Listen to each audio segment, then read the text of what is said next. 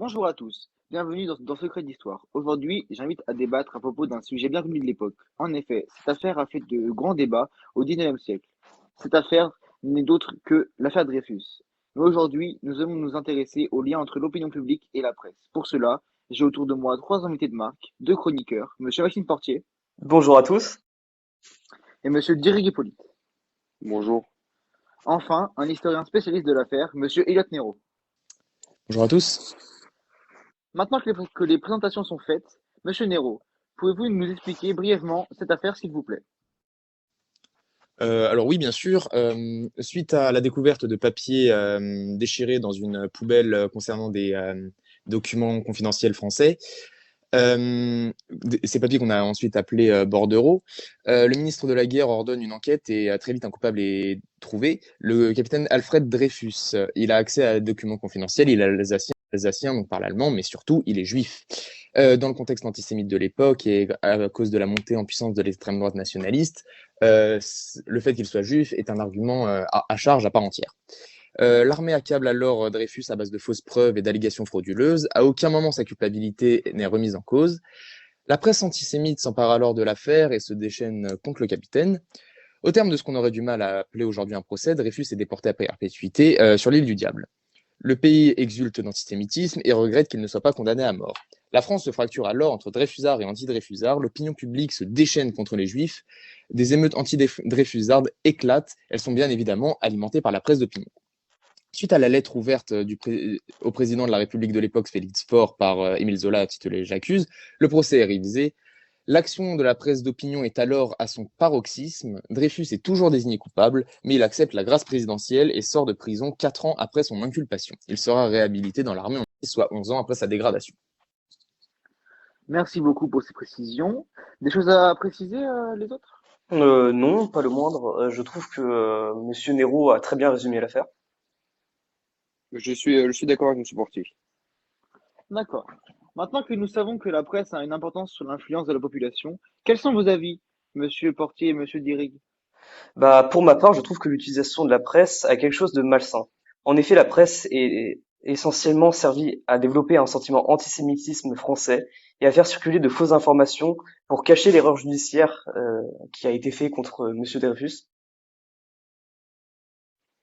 Alors, personnellement, je ne suis pas vraiment d'accord, tout simplement parce que la presse, depuis son début jusqu'à même aujourd'hui, a toujours été utilisée pour cela, a toujours servi à embrigader la population parfois, mais il y a énormément de mensonges.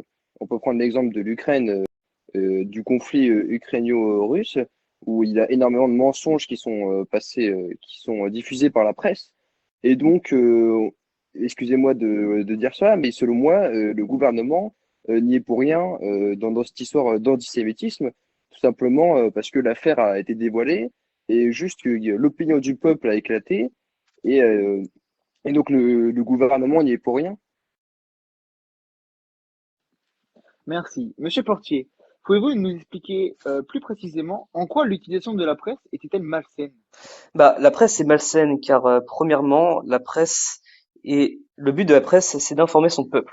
Or, durant l'affaire Dreyfus, la presse se concentre sur la désinformation et le mensonge, bah, pour sauver la face de l'État.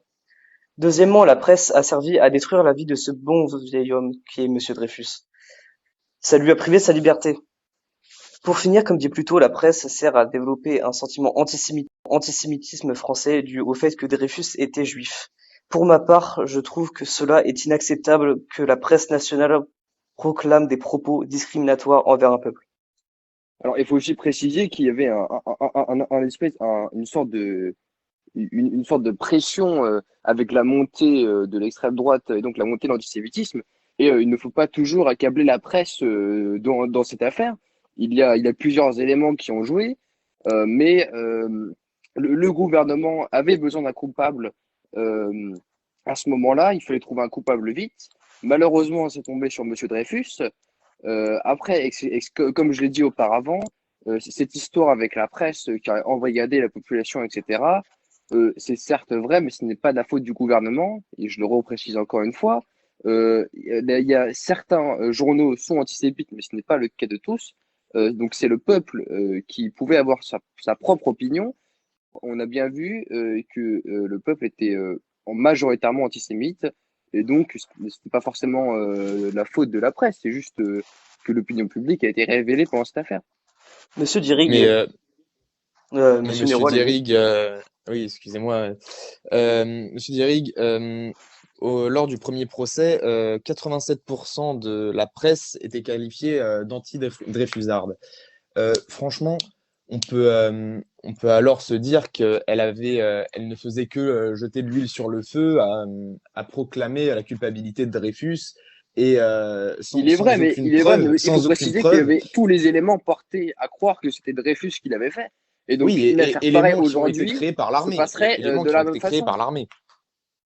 Oui, cela a été créé par l'armée, et donc par le gouvernement, mais c'était pour protéger l'image de la France. Et donc, le gouvernement n'a pas vraiment utilisé la presse, mais en tout cas, donc il a porté des fausses accusations et des fausses preuves pendant le procès, mais il n'avait pas le choix, tout simplement parce que garder l'image de la France était plus importante que de savoir si les Français étaient pour ou contre étaient pour ou contre cette affaire. Monsieur Mhm. Durig, êtes-vous bien sûr que cette fabrication de fausses preuves était là juste pour sauver l'honneur du gouvernement ou était-elle là aussi pour influencer la population à être contre Dreyfus? Bien sûr que non, bien sûr que non. Cela est sorti pendant le procès parce que il y avait un mécanisme qui était déjà en marche.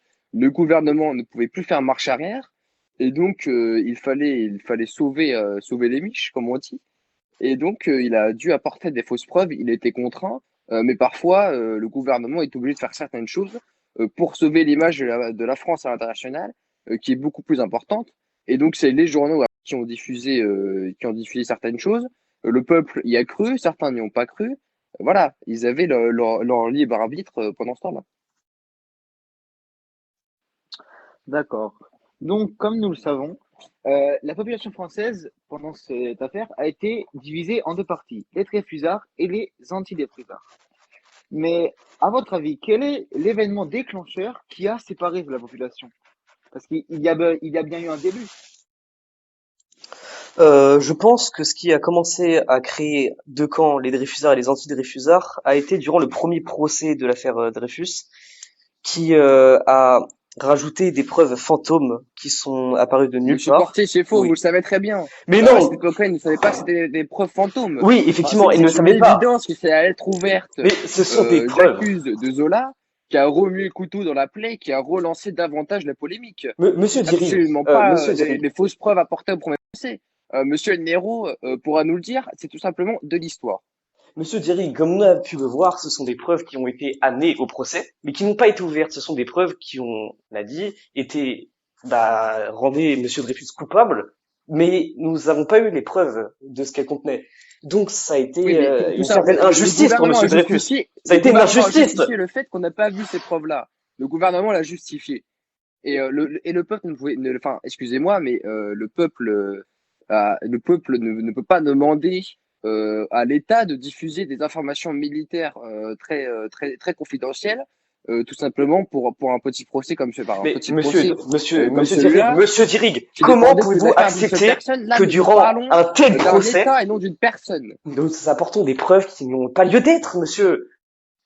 Mais oui, mais déjà, oui, je suis d'accord que c'est des fausses preuves, Euh, l'histoire nous l'a dit. Monsieur Denisard, je crois Mais qu'on à ce s'écarte un peu moment-là, de on ne notre pouvait sujet de pas la le presse savoir. d'opinion. Oui, je suis totalement d'accord. Mais j'aimerais juste les laisser finir sur ce sujet car ils ont l'air assez dedans, assez Investi, monsieur. investis. Merci, monsieur, de Mais m'avoir.